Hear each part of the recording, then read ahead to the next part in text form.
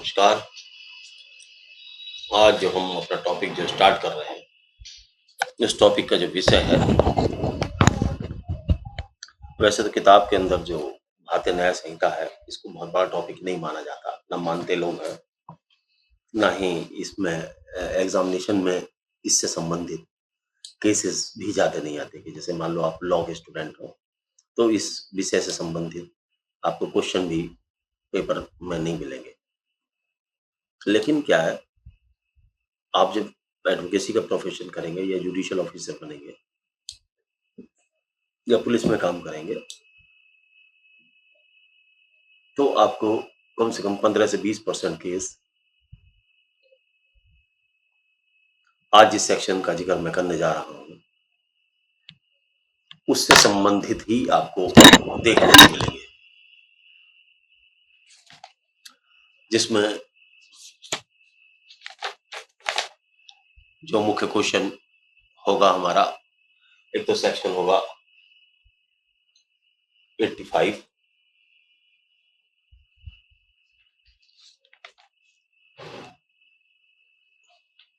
ही पे ज्यादा जोर रहेगा, और होगा section 80।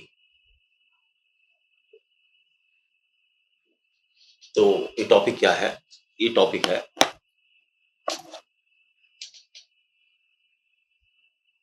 Offence relating to marriage, विवाह से संबंधित अपराध। आप ये देखेंगे कि अधिकतर कोर्ट के अंदर फैमिली डिस्प्यूटेड बहुत होते हैं। हमारे समाज में फैमिली डिस्प्यूटेड बहुत है, बहुत डिस्प्यूट है। तो ऐसे में इस सेक्शन की नॉलेज होना आपको बहुत अनिवार्य है। भले ये एग्जामिनेशन पर्पस की वजह से के हिसाब से ये इम्पोर्टेंट टॉपिक ना हो, लेकिन एक पुलिस ऑफिसर्स के नाते अगर आप पुलिस में हैं, तो आपको इस तरह के केस देखने को मिलेंगे, और आप एडवोकेट हैं तो भी आपको इस केस के, और न्यायिक मजिस्ट्रेट है तो आपको देखने को मिलेंगे। तो इसके केसों की संख्या में बहुतायत होती है। हर 5वें या छठे घर में आज की डेट में विवाह से संबंधित प्रॉब्लम्स हैं। जितना ज्यादा समाज पढ़ता जाता है, उतनी ज्यादा सहनशीलता खत्म हो रही है। पहले लोग एडजस्टमेंट कर लेते थे, लेकिन आज वो एडजस्टमेंट की प्रॉब्लम बढ़ती जा रही है, और न लड़कियों में रही है न जेंट्स में रही है, तो सभी जगह।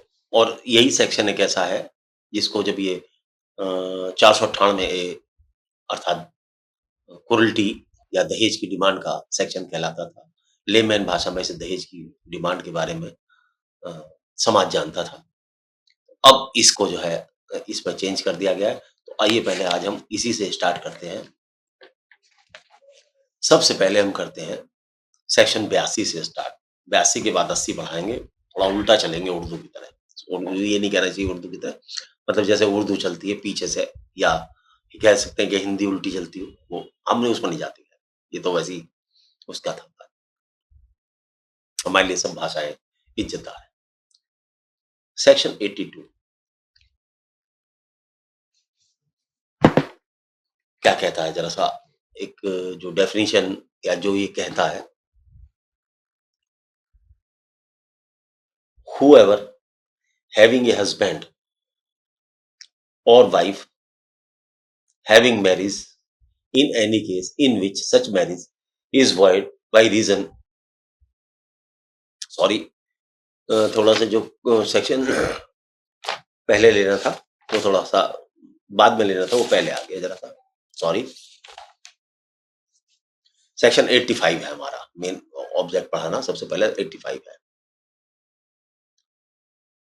हस्बैंड और relative of husband of a woman subjecting her to cruelty. Word याद रखें, क्रूरल्टी।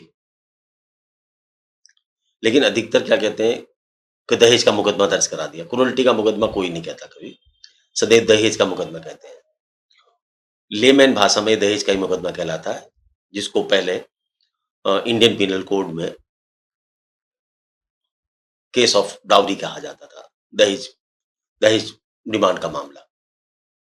लेकिन ये शुरू तब भी ऐसी था, आज भी डेफिनेशन इसकी वही है, ज्यादा नहीं बदली है।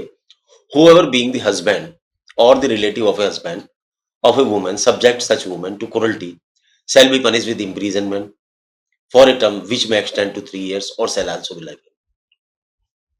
जो कोई पति होते हुए, जो किसी महिला का पति या पति का नातेदार होते हुए ऐसी महिला के प्रति क्रूरता करेगा, वह कारावास से जिसकी अवधि 3 वर्ष की हो सकेगी दंडित किया जाएगा और जुर्माने से। अब देखो ये डेफिनेशन है, अब तो इस डेफिनेशन में क्या निकालोगे आप? यो खत्म यहाँ डेफिनेशन, ये सेक्शन ही खत्म यहाँ पे। और इसके मुकदमे 10-10 साल कोर्ट में पड़े हुए हैं, देख लो 4 लाइन है ये। 4 लाइनों की वजह से मुकदमे 10-10 साल पड़े हैं। अब तो जरा इसको 4 लाइन को ही समझ लो पहले आज आप। सेक्शन 86 में क्रूरता की परिभाषा दी गई है। उस क्रूरता की परिभाषा को और समझ लो।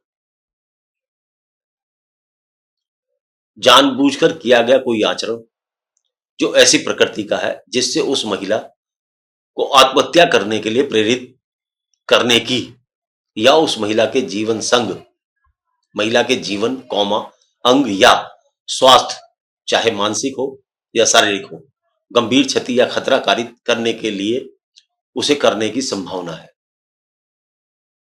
किसी महिला को तंग करना जहां उसे या किसी संबंधित किसी व्यक्ति को किसी संपत्ति या मूल्यवान प्रतिभूति के लिए किसी विधि विरुद्ध मांग को पूरा करने के लिए प्रताड़ित करने की दृष्टि से या उससे संबंधित किसी व्यक्ति को ऐसी मांग पूरा करने में असफल रहने के कारण इस प्रकार तंग किया जा रहा है।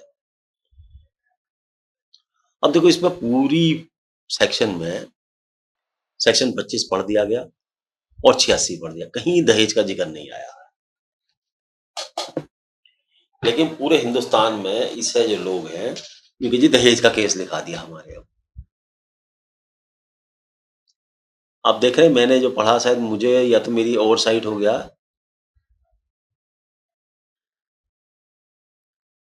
कहीं नहीं है दहेज वर्ड, पूरे में नहीं आया, कहीं भी इस पूरे पैरे में दहेज वर्ड नहीं आया, लेकिन ये कहता दहेज सही है। अब इसके लिए जरा सा कुछ बातों को समझ लो। सबसे पहले इसमें वर्ड को समझना, क्रुएल्टी को। किसी भी स्त्री, इस क्रुएल्टी से भी पहले एक समझना चाहिए हमें पति पत्नी। सेक्शन 85 सेक्शंस को तोड़ेंगे जरा सा। क्या कहता है?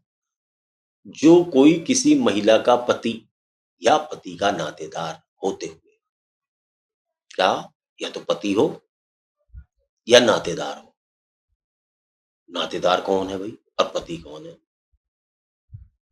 तो इस सेक्शन में सबसे पहले इंपॉर्टेंट चीज ये, यदि आप एक पुलिस ऑफिशियल हो तो सबसे पहले कोर्ट में आपको ये सिद्ध करना है कि जिस औरत ने मुकदमा दर्ज कराया है, जिस आदमी के खिलाफ और उसके रिश्तेदारों के खिलाफ, वो वास्तव में पति होना चाहिए। पति का मतलब लिव इन रिलेशनशिप में रहने वाला पति नहीं होता, एक्स्ट्रा मैरिटल रिलेशनशिप में रहने वाले लोग पति पत्नी नहीं होते। यहां जो पति की डेफिनेशन है वो क्या है? यदि हिंदू है, यदि हिंदू है और वो और उसकी घरवाली उसके खिलाफ मुकदमा डाल रही है, तो उस औरत की तरफ से ये पहले सिद्ध करा जाएगा कि उसकी शादी लीगली वेडेड वाइफ है। वर्ड को समझे, लीगल वेडेड वाइफ, हिंदू वाइफ। अब इसमें हिंदू मैरिज एक्ट में जाए आप, जब हिंदू मैरिज एक्ट में घुसेंगे तो आपको पता लगेगा बिना 7 फेरों के हिंदू शादी नहीं होती। हिंदू शादी होने के लिए 7 फेरों का होना आवश्यक है, अर्थात अग्नि के 7 फेरे लिए जाएंगे, दैट इज कॉल्ड सप्तपदी। तो एक पुलिस अधिकारी को अपना इस केस को सिद्ध करने के लिए कोर्ट में सबसे पहले सिद्ध करनी पड़ेगी कि मैरिज वैलिड थी या नहीं। इस मुकदमे के अंदर वो औरत मुकदमा दर्ज करा सकती है जो कि कानून द्वारा या मान्यता प्राप्त शादी किए हुए औरत हो। अब ये तो रहा हिंदू के लिए सप्तपदी। आप हिंदू एक्ट देखेंगे, हिंदू लॉ वहां भी मिलेगी, और आपको हिंदू मैरिज एक्ट देखेंगे तो वहां ये सप्तपदी की आपको डेफिनेशन मिलेगी। यदि आप सिख हैं और आपके यहाँ गुरु ग्रंथ साहब के फेरे इंपॉर्टेंट है, उसकी मान्यता है, तो फिर आपको उस गुरु ग्रंथ साहब के तरीके से गवर्न करके आपको पति होना चाहिए। अर्थात पहले लीगली आप एडमिटेड पति हो, पहले ये सिद्ध हो कि आपने गुरु ग्रंथ साहब के फेरे ले हुए, क्योंकि उससे कहीं चुन्नी पर उड़ाने की प्रथा होती है। तो वो प्रथा कोर्ट में आपको सिद्ध करनी चाहिए। अगर पति कहता कि नहीं ये मेरी पत्नी नहीं है, नकली है, तो ये चीजें गवाहों के द्वारा आप सिद्ध करेंगे, अदरवाइज नहीं होगा। मैरिज का कार्ड लगाएंगे, पंडित को गवाह बनाएंगे, तब पहले तो अगर ये क्वेश्चन उठता है कि ये मेरी पत्नी नहीं है, मान लो सपोज करो रखेल है, सब लिव इन रिलेशनशिप में रहने तो नहीं है ना, वैलिड मैरिज है, इनवैलिड मैरिज है। दूसरे, किसी व्यक्ति ने स्पेशल मैरिज एक्ट में शादी कर ली हो, वो वैलिड मैरिज मानी जाएगी। किसी ने मुस्लिम लॉ भी एक हमारे यहाँ किताब है, वो भी पढ़ाई जाती है लॉ के स्टूडेंट्स को, चाहे वहाँ डिस्क्रिमिनेशन नहीं है कि हिंदू ये पढ़ेगा या मुसलमान ही पढ़ेगा, दोनों को पढ़नी पड़ेगी। हिंदू लॉ भी दोनों को पढ़ना पड़ता, मुस्लिम लॉ भी दोनों को पढ़ना पड़ता। मुस्लिम लॉ में भी यदि मैरिज मौलवी के द्वारा नहीं परफॉर्म की गई है, रजिस्टरमेंट नहीं है, 2 गवाह नहीं है, मेहर आदि जो बांधने का तरीका है वो नहीं बंधी है, तो वो मैरिज भी वाइड मैरिज कहलाएगी, वो भी मैरिज की श्रेणी में नहीं आएगी। तो कहने का मारूजा ये, सबसे पहले इस सेक्शन के लिए मैरिज को सिद्ध करना आवश्यक है। तो पहली बात कि पति होना चाहिए। दूसरा इसका चैप्टर क्या है, लोग इसे सेक्शन सिंपल सेक्शन समझते हैं, बड़ा इंपॉर्टेंट सेक्शन है, बहुत सारे केसेस आते हैं इसके। अगर आप इस सेक्शंस को नहीं जानते, इसको एग्जामिनेशन पर्पस की वजह से मैं नहीं पढ़ा रहा, एग्जामिनेशन पर्पस की तरह से मान के चलना आप इसे। एग्जामिनेशन से मैं इसका क्वेश्चन भी नहीं मिला शायद आपको, लेकिन प्रैक्टिकल लाइफ में इसके बगैर आप कचहरी में चल नहीं सकते। और अब तो इस पर बहुत सारे एक्ट, बहुत सारे कानून है, डोमेस्टिक वायलेंस एक्ट है, हिंदू सक्सेशन एक्ट है, जहां माइनर बच्चों की अभिभावक कौन बनेगा, लीगल गार्जियनशिप का केस बनते हैं। और इसी के अंदर एक पुराना है तो नया बदल गया, सेक्शन बदल गया, मेंटेनेंस के केस इसमें ही आते हैं, डावरी, सब इसी तरीके से के हिंदू मैरिज से रिलेटेड केस आएंगे। तो इस सेक्शंस की नॉलेज होना आपको बहुत ही अनिवार्य है, इसीलिए ये पढ़ा रहा हूँ आपको। ये और जगह, ये सारी चीजें और जगह भी काम आएंगी। तो पहली बात पति। दूसरे ये कि हमारे यहाँ टेंडेंसी क्या है, दोस्तों के भी नाम लिखा देते हैं। नहीं, सेक्शन 85 के अंदर नातेदार होना चाहिए। नातेदार से मतलब वो तो होता है जो रिलेशनशिप हो, बुआ, भतीजा, चाचा, चाची, नाना, नानी, इस तरीके की पास की रिश्तेदारी वाले लोग अगर किसी लड़की को परेशान करते हैं, तंग करते हैं, क्रूरटी करते हैं, अब वो क्रूरटी क्या है, उससे कोई सामान मांगते हैं, कहते हैं कि मकान अपने बाप का लिखवा दे मेरे नाम, कहते हैं कि तू काम सही नहीं जानती, तू अनपढ़ है, तू जाहिल है, तू कंगली है, तू काली है, तू बुरी है, या इस तरीके के टॉन्ट करते हैं जिससे कि वो आत्महत्या करने के लिए प्रेरित हो जाए, या अपने स्वयं को चोट मार ले, या घायल हो जाए, या जिसके मानसिक और शारीरिक क्षति हो जाए, अर्थात मेंटल टेंशन देते हैं। अगर कोई आदमी काला है तो वह अपने शादी पहले जब शादी करी तब देखो, उस समय आपने शादी कर लिया और आप जिस बेटी को लाके काला कह रहे हो, तुम उससे पूछना चाहिए खाना बनाना जानती नहीं जानती, अब जो वो बना रही है तो तुम कमी बता रहे हो, जो सामान उसके बाप ने दिया उसके काम में आप 250 कमी बता रहे हो। तो यहाँ डाउरी की डेफिनेशन तो नहीं दी है, यहाँ क्रूरटी की दी है, ये सब क्रूरटी है। तेरे माँ बाप पागल हैं, तू पागल लगती है, तू मूर्ख है, तू काली है, तू सांवली है, ये सब क्रूरटी है। इससे क्या है कभी कभी लड़की आत्महत्या कर लेती है ऐसी परिस्थितियों से परेशान।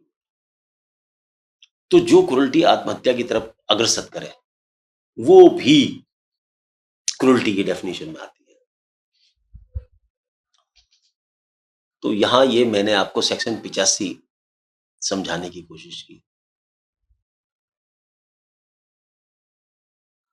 और ये बताने की चीज की कि पुलिस को इसके अंदर एक तो पति सिद्ध करना जरूरी है, अर्थात मैरिज का कार्ड साथ में लगावे। अगर पति मना करता है कि मेरी पत्नी नहीं है, अगर पत्नी एडमिट करता है तो कोई दिक्कत नहीं है, अगर पति मना करता है मेरी पत्नी नहीं है, नहीं, तो ये सेक्शन केवल उन औरतों के लिए जो लीगली वेटेड वाइफ है। नेक्स्ट इसमें दूसरा ये नातेदार, यार दोस्तों को आप नहीं फंसाएंगे, इसमें फंसाएंगे तो केस आपका कमजोर रहेगा और वो डिस्चार्ज हो जाएंगे कोर्ट के अंदर। ऑफेंस कॉग्निजेबल है, नॉन कंपाउंडेबल है और मजिस्ट्रेट द्वारा ट्रायबल है। कॉग्निजेबल का मतलब ये है और नॉन बेलेबल भी है और 3 साल तक की सजा का केस है। तो यहां हम इसको यहीं विराम देते हैं। इससे अगला एक टॉपिक और है, उस पर ध्यान देते हैं। देखिए वैसे तो इस आईपीसी में 300, ये जो भारतीय दंड संहिता है इसमें 358 सेक्शन नए बने हैं, 358 सेक्शन बने, सॉरी। अगर मैं इन सब पे लेक्चर बनाऊं तो कम से कम 150 लेक्चर, 200 लेक्चर बनेंगे। लेकिन मैं चाहता हूं कि आपको इतने लेक्चर बना दिए जाएं कि अगर पुलिस ऑफिसर्स हैं तो आपके उसमें इन्वेस्टिगेशन में काम आ जाए वो, और स्टूडेंट है तो उसमें काम आ जाए आपके पढ़ाई लिखाई में, और वकील है तो आपके कोर्ट में काम आ जाए। स्टूडेंट हो तो वकालत करोगे, या तो पुलिस में जाओगे या वकालत करोगे या जुडिशियल अफसर बनोगे, तो ये वहां काम आ जाए। इसलिए मैंने ये कोशिश की। अब आगे सर, जब औरतों को ज्यादा परेशान किया जाता है, दहेज के लिए नहीं कहता मैं, क्रूरल्टी के लिए कहता हूँ, काली कह रहे हो, बेली कह रहे हो, सफेद कह रहे हो, तब वो कभी कभी एक बहुत तगड़ा स्टेप उठा लेती है, जैसा इसमें क्रूरता की डेफिनेशन में जिसको दिया है।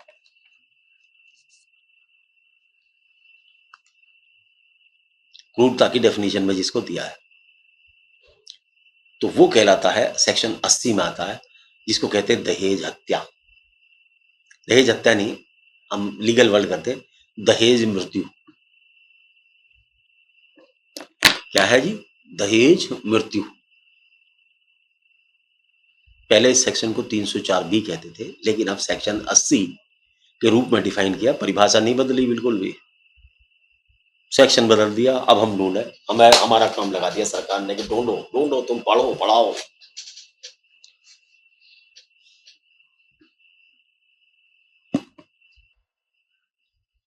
तो सेक्शन बदल दिया, डेफिनेशन वही है, जरा पढ़ता हूं जरा आपको, जरा सुना डेफिनेशन, फिर इसमें देखेंगे क्या क्या वो, सब कुछ वही है कि नए तरीके से पढ़ो। जब नई दी है तो कुछ ना कुछ चेंज होगा, एक आध लाइन का तो चेंज होगा ही कम से कम। ये तो पढ़ के देख लेना, पुरानी किताब भी रख लो, नई भी रख लो आप। डाउरी दैट, सेक्शन 80,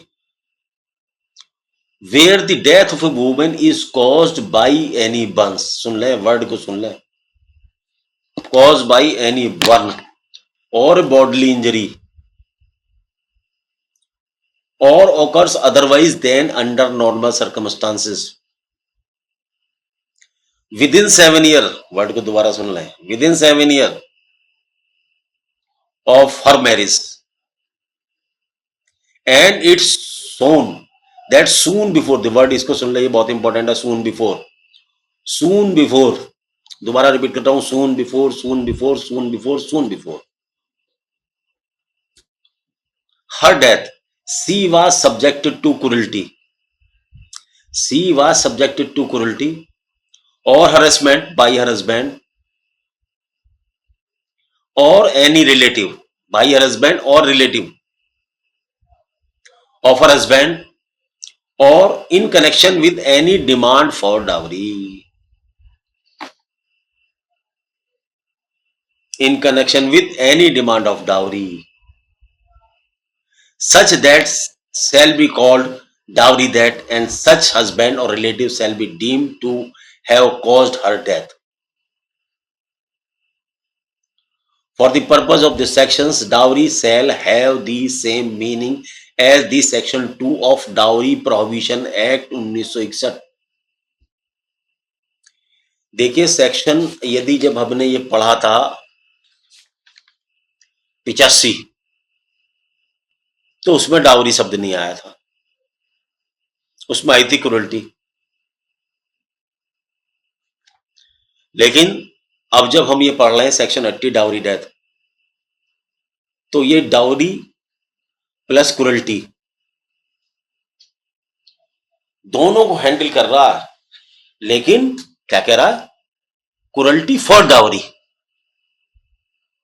ये खाली क्रुएल्टी की बात नहीं कर रहा, cruelty for demand of dowry कर रहा है। यही बारीकी है, बस इसे समझ लो तुम बस।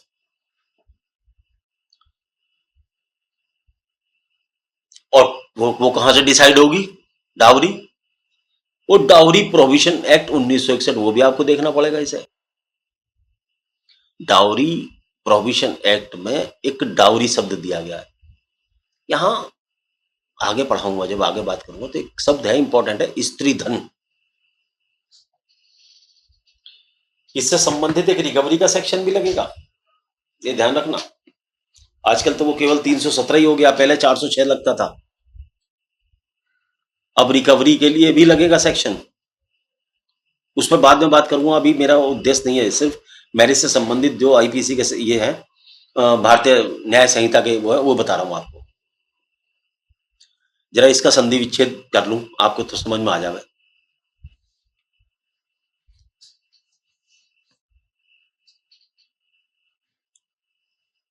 सेक्शन 85 मैंने क्लियर करा, अब आप जरा इसको सुन लो। सेक्शन 80 को, किसी ऐसी औरत की 7 साल में मृत्यु होना और वह मृत्यु प्राकृतिक ना हो, अर्थात भगवान के द्वारा मौत आती है वो उसको वैसी ना हो। देखो एक मौत भगवान देता है, बीमारी में मर गई, बच्चा होने में मर गई, या किसी और परिस्थिति में मर गई, इस मौत से उससे कोई लेना देना नहीं। वो मर गई तो भाई नो केस। 7 साल के अंदर कोई औरत ऐसी परिस्थितियों में मर जाए जो कि संदेहास्पद लगे, अर्थात डाउट क्रिएट होता हो, या उसकी मौत जलने से हो, या मृत्यु के समय उसके शरीर पर चोट के निशान पाए जाए, या वो आत्महत्या कर ले, या वो आत्महत्या कर ले। क्रूरल्टी की डेफिनेशन में देखा है, अपना वर्ड बताया ना कि आप ऐसी परिस्थितियां कर लें, उससे क्रूरल्टी कर लें, तो आत्महत्या कर ले। इन चारों परिस्थितियों में यदि कोई मौत होती है, लेकिन इस सेक्शन के लगने के लिए कुछ कंडीशन है, लेकिन ऐसी मृत्यु 7 साल के अंदर होनी चाहिए। अगर 7 साल के अंदर नहीं है तो ये सेक्शन नहीं लगेगा, सेक्शन की नौयत बदल जाएगी। 7 साल के अंदर होनी चाहिए, और उससे सून बिफोर, वर्ड को समझना, आप इसे पढ़ना पड़ेगा सिर्फ। सून बिफोर हर डेथ क्या है जी, क्या लिखा है, देख लो। दहेज की किसी मांग के लिए उसके संबंध में उसके साथ क्रूरता भी की थी। दहेज की मांग की गई हो और उसे ये कहा गया हो तू कंगले घर की है, तू दरिद्र घर की है, तू भूखी है, तेरे बाप ने कुछ नहीं दिया, तेरे बाप पे तो बहुत कुछ था। लेकिन ये बातें सारी की सारी कहीं पर ये डिफाइन नहीं किया गया कि ये सून बिफोर डेथ है क्या। या तो लेजिस्लेचर इसमें लिख देता, या तो लेजिस्लेचर इस किताब के सेक्शन 80 के एक्सप्लेनेशन पे कहीं पे लिख देता। क्या लिख देता कि भाई शादी के 10 दिन बाद मांगी जाएगी, महीने भर बाद मांगी जाएगी, 2 साल के बाद मांगी जाएगी, या मरने से कितने दिन पहले मांगी, ऐसा कुछ नहीं लिखा। तो अब विषय क्या आ गया,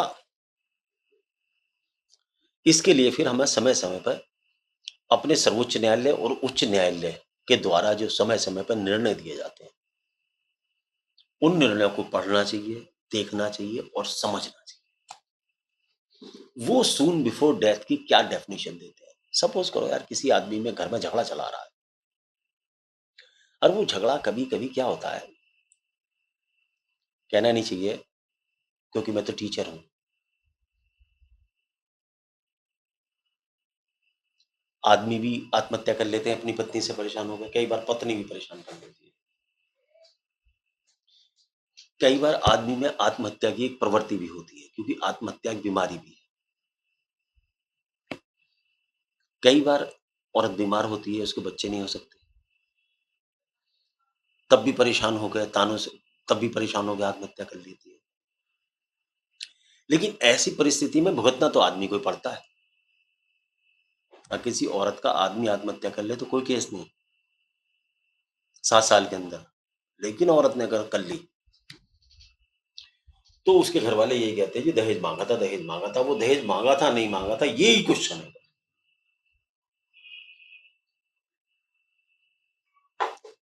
सॉरी। ये जो सून बिफोर वर्ड है, एक तो या तो डिमांड कंटिन्यू होनी चाहिए या मरने के बीच में और इस डिमांड के बीच में एक संबंध होना चाहिए, एक धागा दिखना चाहिए, एक डोर दिखनी चाहिए। दहेज के लिए इतना परेशान किया उस औरत को कि उसको आत्महत्या से बढ़िया कोई चीज सूझी ही नहीं।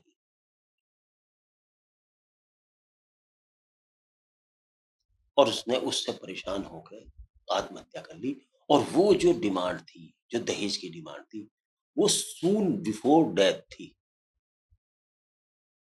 तब ये केस बनेगा। लेकिन सपोज करो कोई औरत का आदमी एक्स्ट्रा मैरिटल रिलेशनशिप में है, तब क्या ये केस लगेगा? अगर मैं कहूं नहीं लगेगा। 498 तो हो सकती है कि दहेज के लिए उसे, लड़की को पागल, उसके लिए अबेटमेंट टू सुसाइड के लिए उकसा रहा है, या तीन जो अबेटमेंट टू सुसाइड का केस बन सकता है। लेकिन 304 भी इसके लिए नहीं बन सकती। 304 बी में demand of dowry soon before death बड़ा इंपॉर्टेंट है। अगर किसी की एक्स्ट्रा रिलेशनशिप है, नहीं, और किसी को काली कहा जा रहा है, किसी का अगर तुझे खाना बनाने नहीं आता, ये क्रूरल्टी तो हो सकती है। लेकिन उस पर ये टॉन्ट इसलिए किया जा रहा है कि वो अपने बाप से कुछ लेके आ जब तक ये बात नहीं है, तब तक ये सेक्शन अट्रैक्ट नहीं होता होता। यही इसकी बारीकी है। यदि आप एक वकील हैं, तो कोर्ट में आपको यही सिद्ध करना होगा कि मृत्यु से पहले कोई डिमांड नहीं थी। लेकिन अगर आप पुलिस हैं, तो पुलिस की ज़िम्मेदारी है कि सून बिफोर डेथ, अर्थात मौत में लड़की को जो परिस्थितियाँ पैदा की गई हैं, मौत में, वो मृत्यु से इतना निकट प्रभाव डाल रही थी उस औरत के दिमाग पर कि उस औरत ने आत्महत्या को गले लगाना स्वीकार किया। एक तो ये। अब इसके अंदर ये वर्ड दिया है, जलकर या इंजरी से। अगर औरत की मौत जलकर हुई है, अर्थात सुसाइडल है, तो सुसाइडल का भी लगेगा। और इंजरी से हुई है, तो वो किन परिस्थितियों में आई है, मारा-पीटा गया है उसको, ये। अगर 304 भी लगा दी है हमने, तो हमें ऐसा नहीं है कि हम इसके साथ में दूसरे मर्डर का सेक्शन नहीं लगा सकते या सुसाइड का सेक्शन नहीं ला सकते। यदि हमें लगता है कि दहेज की साथ में दहेज मृत्यु तो है ही, तो दहेज हत्या इसमें कवर नहीं होती। अगर हत्या है, तो हत्या के लिए हमारा अलग सेक्शन है। हम कोर्ट ये देख लेगी कि दोनों में केस चलाया जाए या एक में चलाया जाए। लेकिन अगर 304 बी में केस, सॉरी 80 में सेक्शन, आजकल वो पुराना सेक्शन याद रहते हैं हमें रटे हुए। तो उसी को देखेंगे 304 सॉरी 80 को ही देखेंगे डाउरी डेथ को ही। तो डाउरी डेथ को मैंने जितना मेरे से नॉलेज है और समय का अभाव हो गया, 30 मिनट होने वाले हैं। तो ये डाउरी डेथ में सून बिफोर डेथ को सिद्ध करना और सून डाउरी जो की डिमांड हो, वो केवल दहेज के लिए हो, तब वो दहेज मृत्यु हत्या कहलाता है और दहेज मृत्यु कहलाता है और इसमें 7 साल तक की सज़ा हो सकती है, जो कि आजीवन कारावास तक की सज़ा होनी चाहिए, रिलेटिव होनी चाहिए, non cognizable sorry cognizable offence है, नॉन बेलेबल है और न्यायालय द्वारा विचारणीय है।